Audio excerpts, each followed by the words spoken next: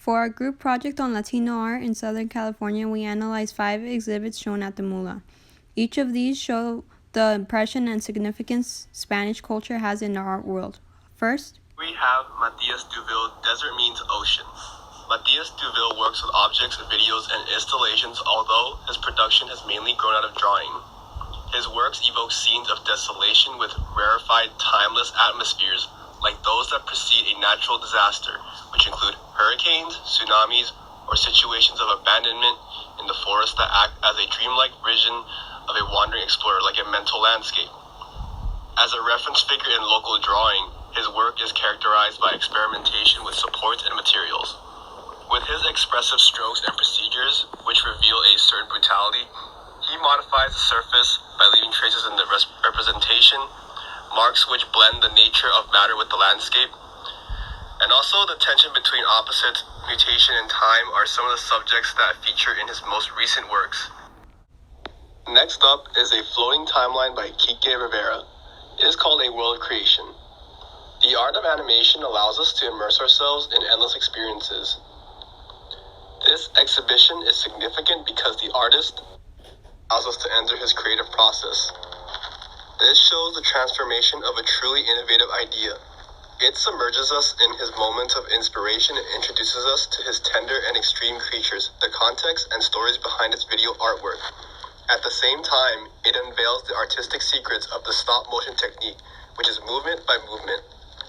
The unique characters, although sensitive and strange at the same time, live beings and unrecognizable objects tell a story of dreams and fantasy where the human tale and autobiographical story take us into an imaginary journey to his endearing and native Puerto Rico.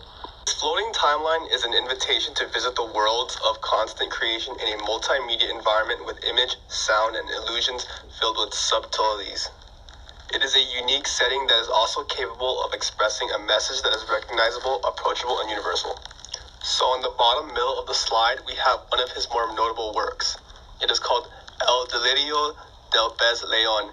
The art exhibit titled Memento by Tomás Ochoa, who was born in Ecuador and now works and lives in Colombia. He received education and earned a degree in language and literature in Cuenca University.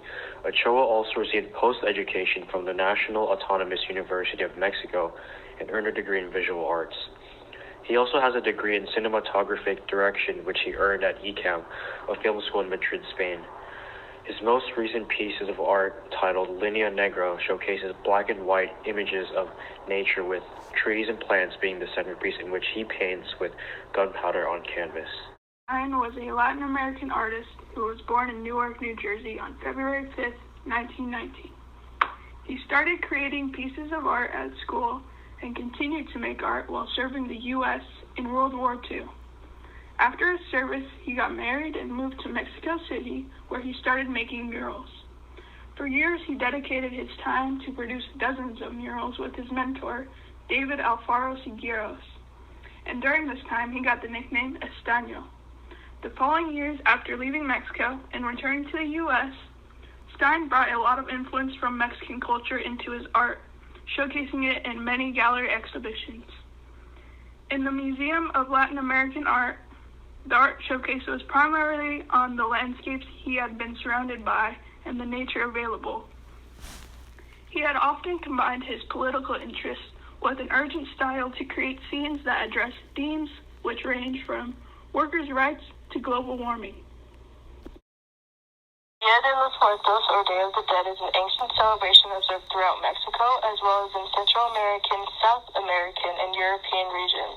During the holiday, people remember and honor ancestors and deceased loved ones. The Spanish-blended indigenous observances, such as the festival honoring Mictecastehuatl, or Lady of the Dead, with the Catholic holidays of All Saints and All Souls Day. This important holiday is observed annually on November 1st and 2nd.